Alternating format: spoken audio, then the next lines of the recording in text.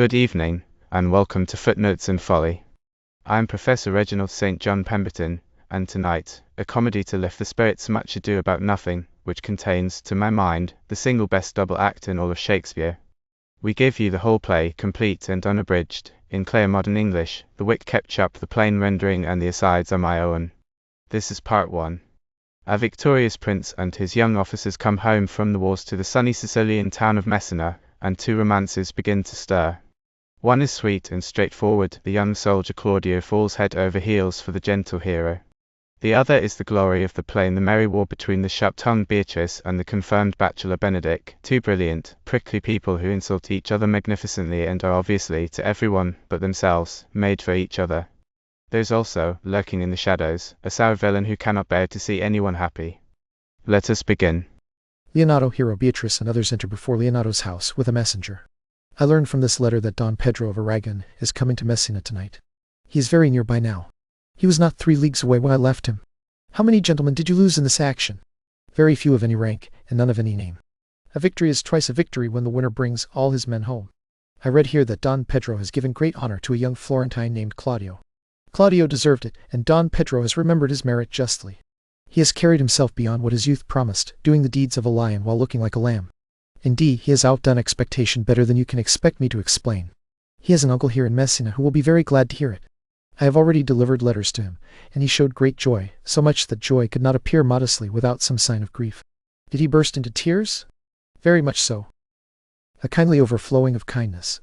No faces are truer than those washed like that. How much better it is to weep from joy than to take joy in weeping. Please, has Signor Montanto returned from the wars or not? I know no one by that name, lady. There was no such man in the army of any rank. Whom are you asking about, niece? My cousin means Signor Benedick of Padua. Oh, he has returned, and is as merry as ever. He posted notices here in Messina and challenged Cupid to an archery match, and my uncle's fool, reading the challenge, signed on for Cupid and challenged him with a child's blunt arrow. Please, how many has Benedick killed and eaten in these wars? No, how many has he killed? For I promised to eat every man he killed. Indeed, niece, you are too hard on Signor Benedick, but he will get even with you, I have no doubt. He has done good service in these wars, lady. He must have had stale provisions, and he helped eat them. He is a very valiant man at the dinner table. He has an excellent stomach. And a good soldier too, lady. A good soldier to a lady, yes, but what is he to a lord? A lord to a lord, a man to a man, packed full of every honorable virtue. That is true, he is nothing less than a stuffed man. But as for what he is stuffed with, well, we are all mortal. Sir, you must not misunderstand my niece. There is a merry kind of war between Signor Benedick and her. They never meet without a skirmish of wit. Alas, he gains nothing by it. In our last battle, 4 of his 5 wits limped away, and now the whole man is governed by 1. So if he has wit enough left to keep himself warm, let him wear it as the mark that separates him from his horse, for it is all the wealth he has left to prove he is a rational creature. Who is his companion now? Every month he has a new sworn brother. Is that possible? Very easily possible. He wears his loyalty like the fashion of his hat. It changes with the next new shape. I see, lady, the gentleman is not in your good books. No, and if he were, I would burn my library. But please, who is his companion? Is there no young quarrelsome fellow now who will make a journey with him to the devil? He is most often in the company of the right noble Claudio. O Lord, he will cling to him like a disease. He is caught sooner than the plague, and whoever catches him immediately goes mad. God help the noble Claudio! If he has caught the Benedick, it will cost him £1,000 before he is cured. I will keep on friendly terms with you, lady. Do, good friend. You will never go mad, niece. No, not until January is hot. Don Pedro is approaching. Don Pedro, Don John, Claudio, Benedick, Balthasar, and others enter. Good Signor Leonardo, you have come to meet your trouble. The fashion of the world is to avoid expense, and you go out to meet it. Trouble never came to my house looking like your grace. When trouble leaves, comfort should remain, but when you leave me, sorrow stays behind and happiness departs. You welcome your burden too willingly. I think this is your daughter. Her mother has often told me so. Were you in doubt, sir, that you had to ask her? No, Signor Benedick, for then you would have been a child. You have been hit squarely, Benedick. From that we may guess what you are now that you are a man. Truly, the lady proves her own parentage. Be happy, lady, for you resemble an honorable father. If Signor Leonardo is her father, she would not have his head on her shoulders for all Messina, however much she resembles him. I wonder that you still keep talking, Signor Benedick. Nobody is paying attention to you. What, my dear Lady Disdain, are you still alive? Could Disdain possibly die, while it has such proper food to feed on as Signor Benedick? Courtesy itself would turn into disdain if you came into its presence. Then courtesy is a traitor. But one thing is certain, I am loved by all ladies, except only you, and I wish I could find it in my heart that I did not have a hard heart, for truly I love none of them. That is a precious blessing for women, otherwise they would be troubled by a dangerous suitor. I thank God in my cold blood, I am of the same mind. I would rather hear my dog bark at a crow than hear a man swear he loves me. God keep your ladyship in that mind, then some gentleman or other will escape the scratched face appointed for him by fate. Scratching could not make it worse if it were a face like yours. Well, you are a rare teacher of parrots. A bird with my tongue is better than a beast with yours. I wish my horse had the speed of your tongue, and could keep going as well. But go your way in God's name, I am done. You always end with the trick of a worn-out horse. I know you from long ago. That is the whole matter, Leonato. Signor Claudio and Signor Benedick, my dear friend Leonato has invited you all. I tell him we shall stay here at least a month, and he heartily prays that some occasion may keep us longer. I dare swear he is no hypocrite, but prays from his heart. If you swear that, my lord, you shall not be forsworn. Don John, let me welcome you, my lord. Since you are reconciled to the prince your brother, I owe you every duty. I thank you. I am not a man of many words, but I thank you. Will your grace please lead on? Your hand, Leonato. We will go together. All leave except Benedick and Claudio. Benedick, did you notice the daughter of Signor Leonato? I did not notice her, but I looked at her. Is she not a modest young lady? Are you asking me as an honest man, for my plain and true judgment, or do you want me to speak in my usual style as a declared tyrant against her sex? No. Please speak with sober judgment. Why, honestly, I think she is too short for high praise, too dark for fair praise, and too small for great praise.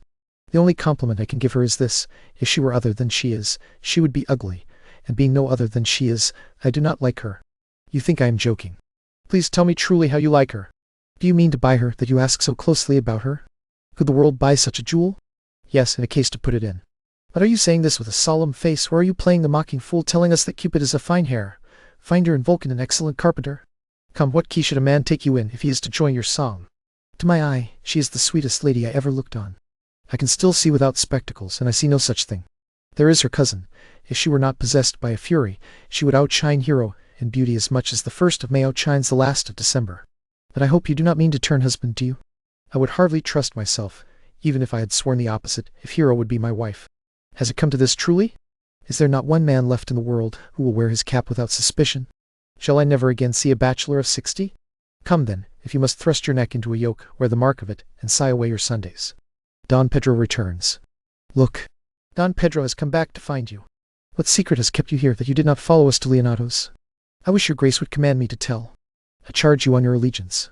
You hear that, Count Claudio? I can keep a secret like a mute man. I would have you think so. But on my allegiance, mark this, on my allegiance, he is in love. With whom? Now that is your grace's part to ask. See how short the answer is, with Hero, Leonato's short daughter.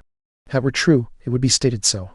Like the old tale, my lord, it is not so, and it was not so, but indeed God forbid it should be so. If my feeling does not change soon, God forbid it should be otherwise. Amen, if you love her, for the lady is very worthy. You say this to draw me out, my lord?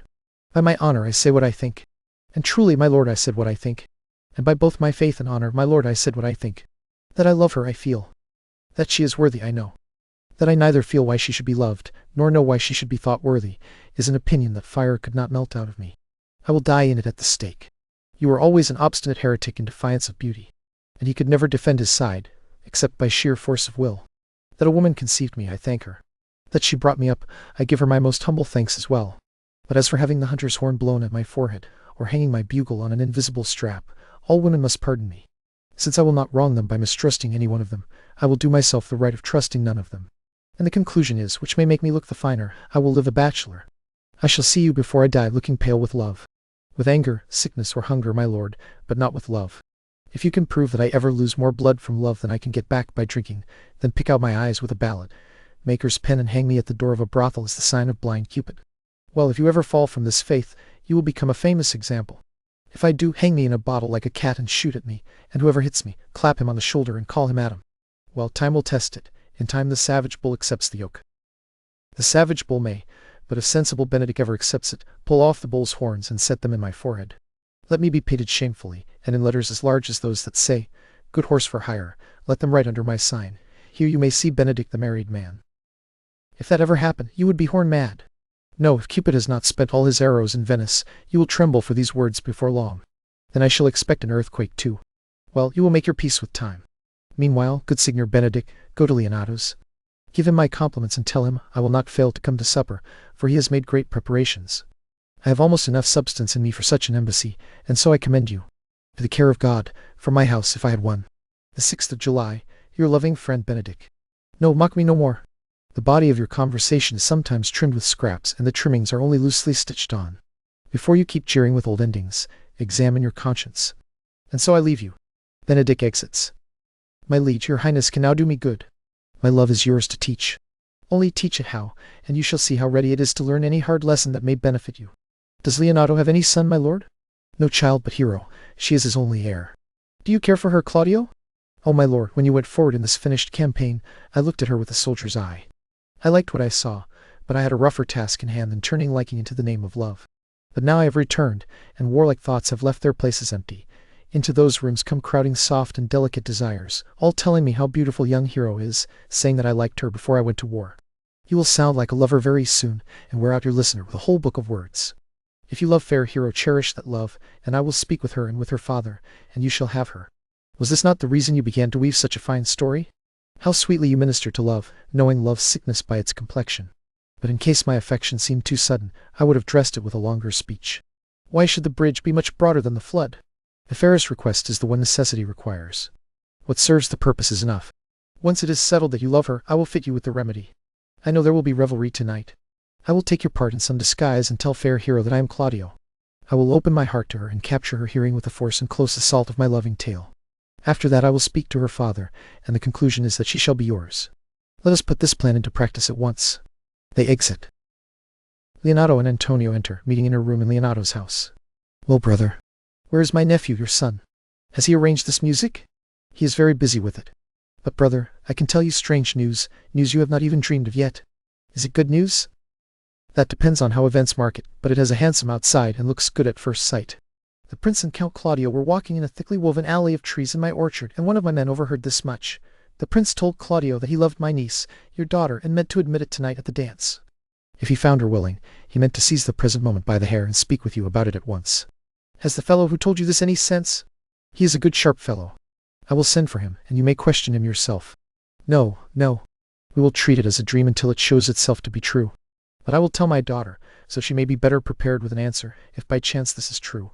Go and tell her of it. Several people cross the stage. Cousins, you know what you have to do. Oh, I beg your pardon, friend. Come with me, and I will make use of your skill. Good cousin, take care in this busy time. They exit. In another room in Leonato's house, Don John and Conrad enter. What in the world, my lord? Why are you so extremely sad? There is no measure in the cause that breeds it, so the sadness has no limit. You should listen to reason. And when I have listened to it, what blessing does it bring? If not an immediate cure, then at least patient endurance. I wonder that you, being as you say you are, born under Saturn, try to apply a moral medicine to a deadly disease. I cannot hide what I am. I must be sad when I have cause, and smile at no man's jokes, eat when I have an appetite, and wait for no man's convenience, sleep when I am drowsy, and attend to no man's business, laugh when I am merry, and flatter no man to suit his mood. Yes, but you must not make a full show of this until you can do it without being restrained. Lately you stood against your brother, and he has only just taken you back into his favor. It is impossible for you to take true root there except by making fair weather for yourself. You must shape the season if you want your own harvest. I would rather be a disease in a hedge than a rose in his favor. It suits my nature better to be despised by everyone than to shape my manners in order to steal anyone's love.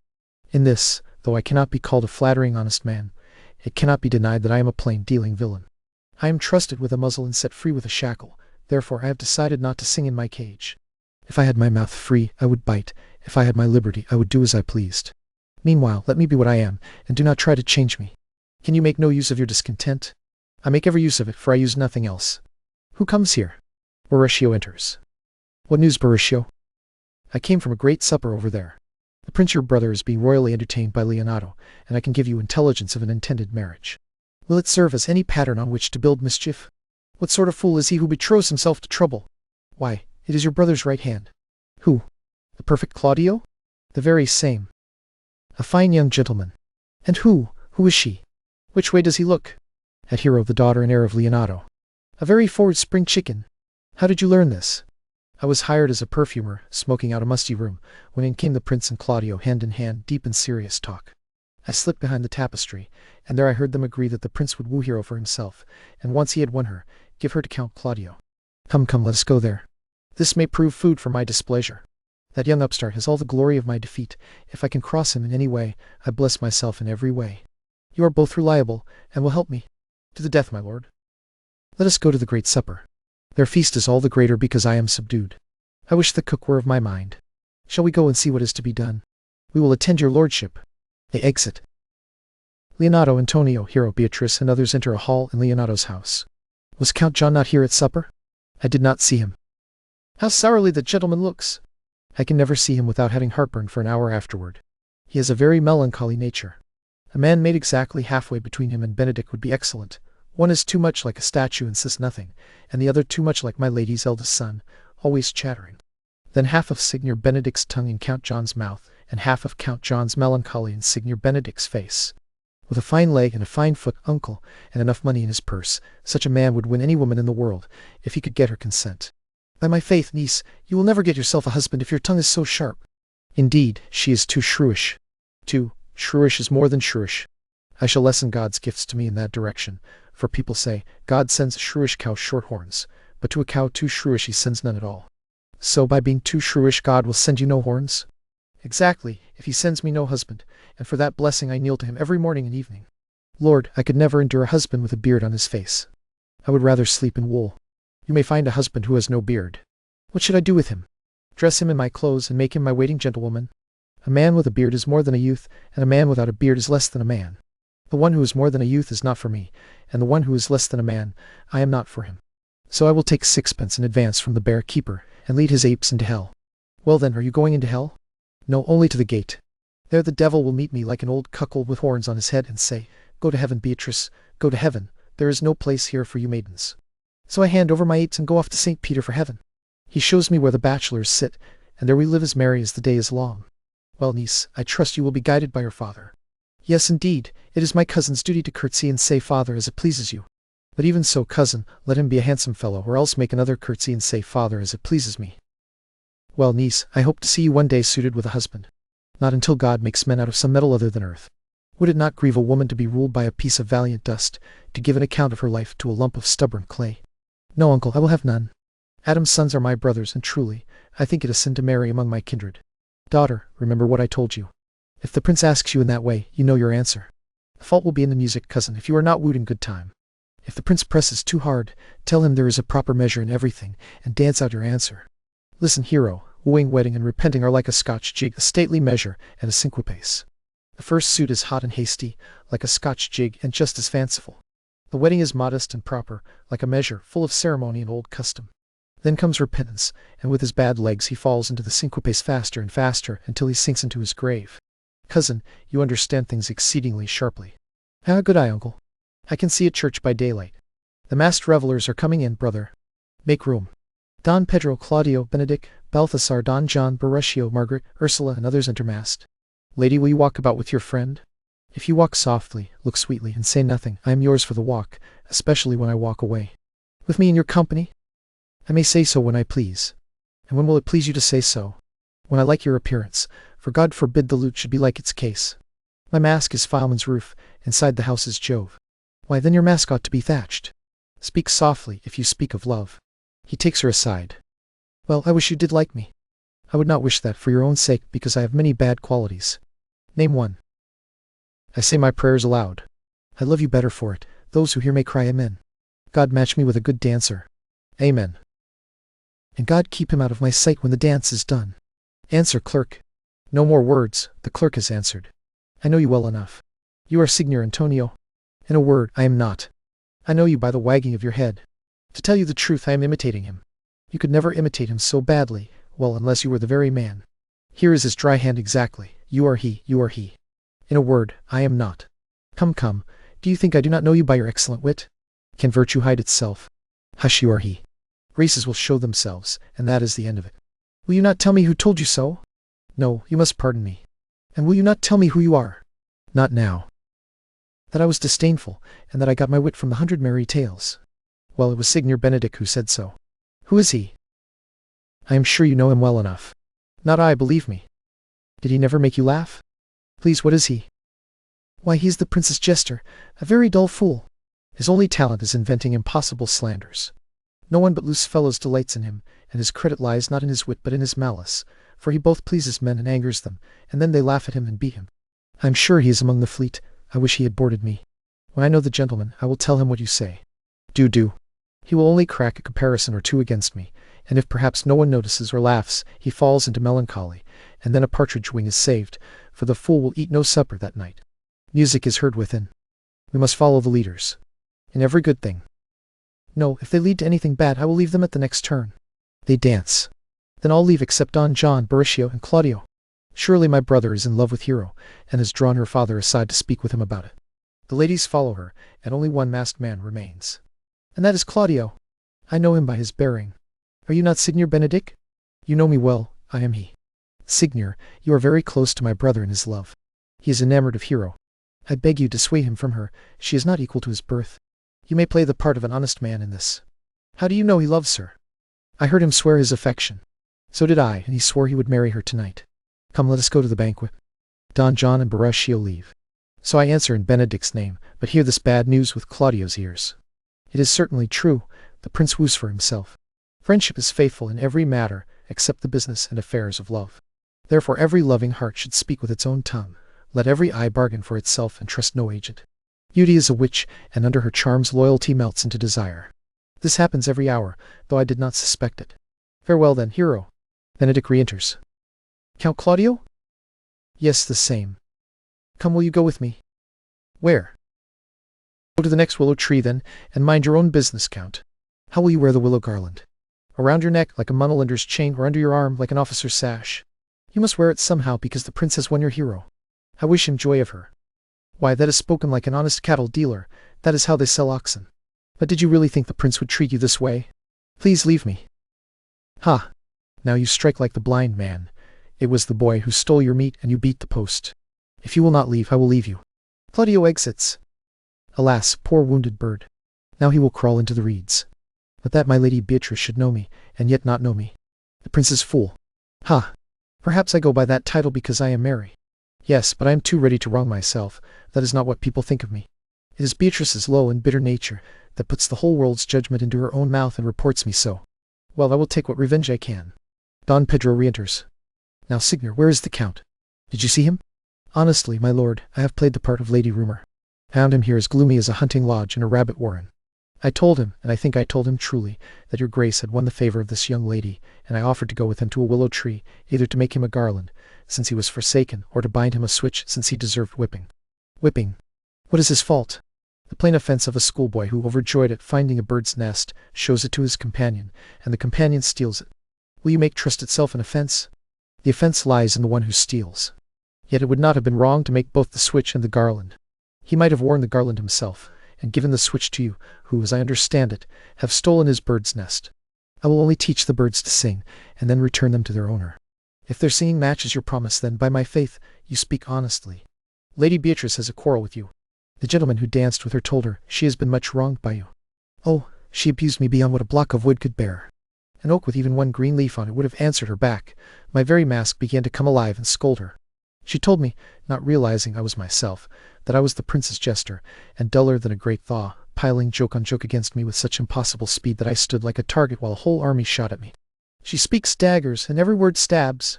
If her breath were as terrible as her endings, no one could live near her. She would poison the air all the way to the North Star. I would not marry her even if she came with everything Adam possessed before he sinned. She would have made Hercules turn a roasting spit, and split his club for firewood too. Come, do not speak of her. You will find she is the Fury 8 dressed in fine clothes. I wish some scholar would conjure her away, for while she is here, a man might live as quietly in hell as in a sanctuary. People sin on purpose just to go there. Indeed, all unrest, horror, and disturbance follow her. Claudio, Beatrice, Hero, and Leonardo re-enter. Look, here she comes. Will your grace command me to do any service at the world's end? I will run the slightest errand to the antipodes that you can imagine sending me on. I will fetch you a toothpick from the farthest inch of Asia, bring you the measurement of Prester John's foot, fetch a hair from the great Cham's beard, or carry any embassy to the pygmies, rather than exchange 3 words with this harpy. Have you no task for me? None, except to ask for your good company. Oh God, sir, here is a dish I cannot stomach. I cannot endure my lady tongue. Benedick exits. Come, lady, come. You have lost Signor Benedick's heart. Indeed, my lord, he lent it to me for a while, and I paid him interest on it, 2 hearts for 1. But once before he won it from me with loaded dice, so your grace may fairly say I have lost it. You have put him down, lady, you have put him down. I would not want him to put me down, my lord, or I might become the mother of fools. I have brought Count Claudio, whom you sent me to find. Why, how now, Count? Why are you sad? Not sad, my lord. What then? Sick? Neither, my lord. The Count is neither sad, nor sick, nor merry, nor well, but civil, Count, civil as an orange, and somewhat of that jealous colour. By my faith, lady, I think your description is true, though I would swear that, if he is jealous, his suspicion is false. Here, Claudio, I have wooed in your name, and fair hero is won. I have spoken with her father, and gained his consent. Name the wedding day, and God give you joy. Count, take my daughter from me, and with her my fortune. His grace has made the match, and may all grace say amen to it. Speak, Count, it is your cue. Silence is the most perfect herald of joy. I would be only a little happy if I could say how much. Lady, as you are mine, I am yours. I give myself away for you, and I adore the exchange. Speak, cousin, or if you cannot stop his mouth with a kiss, and do not let him speak either. By my faith, lady, you have a merry heart. Yes, my lord, I thank it, poor fool, for it keeps on the windward side of care. My cousin tells him in his ear that he is in her heart. And so she does, cousin. Good Lord, what family alliances! Everyone goes out into the world but me, and I am left sunburned. I may sit in a corner and cry, hey, oh, for a husband! Lady Beatrice, I will get you one. I would rather have one of your father's making. Has your grace no brother like you? Your father made excellent husbands, if a maid could get one of them. Will you have me, lady? No, my lord, unless I might have another for weekdays. Your grace is too costly to wear every day. But I beg your grace to pardon me. I was born to speak all merriment and no sense. Your silence would offend me most, and merriment suits you best. Without question, you were born in a merry hour. No, surely, my lord, my mother cried. But then a star danced, and under that star I was born. Cousins, God give you joy. Niece, will you see to those matters I told you about? Pardon me, uncle. With your grace's leave. Beatrice exits. By my truth, she is a lady of pleasant spirit. There is little of melancholy in her, my lord. She is never sad except when she sleeps, and not always sad even then, for I have heard my daughter say that she has often dreamed of unhappiness and woken herself by laughing. She cannot bear to hear talk of a husband.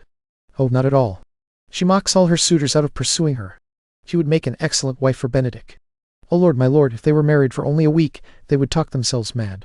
Count Claudio, when do you mean to go to church? Tomorrow, my lord. Time limps on crutches until love has all its rights. Not until Monday, my dear son, which is exactly 7 days from now, and even that is too short a time to have everything arranged as I would like. Come, you shake your head at such a long pause, but I promise you, Claudio, the time will not pass tediously for us. Meanwhile, I will take on one of Hercules' labors, to bring Signor Benedick and Lady Beatrice into a mountain of affection for each other. I would dearly like to see it made a match, and I do not doubt I can shape it, if you three will only give the help I direct you to give. My lord, I am with you, even if it costs me 10 nights of watching. And I, my lord. And you too, gentle hero? I will do any proper service, my lord, to help my cousin get a good husband. And Benedick is not the least hopeful husband I know. I can praise him this far. He comes from noble blood, has proven courage, and is firmly honest. I will teach you how to manage your cousin so that she will fall in love with Benedick, and I, with help from you too, will work so on Benedick that, in spite of his sharp wit and delicate stomach, he will fall in love with Beatrice. If we can do this, Cupid is no longer the archer. His glory will be ours, for we will be the only gods of love. Come in with me, and I will tell you my plan. They all exit. And there we will pause. Claudio and Hero are betrothed, the masked ball is over, and the prince with time on his hands before the wedding has set himself the delightful challenge of tricking Beatrice and Benedick into admitting they love each other. Next time, in part 2, that delicious scheme, and a far darker one, as the villain Don John proposed to poison the sweeter romance with a monstrous lie. Mind the footnotes, and beware the folly.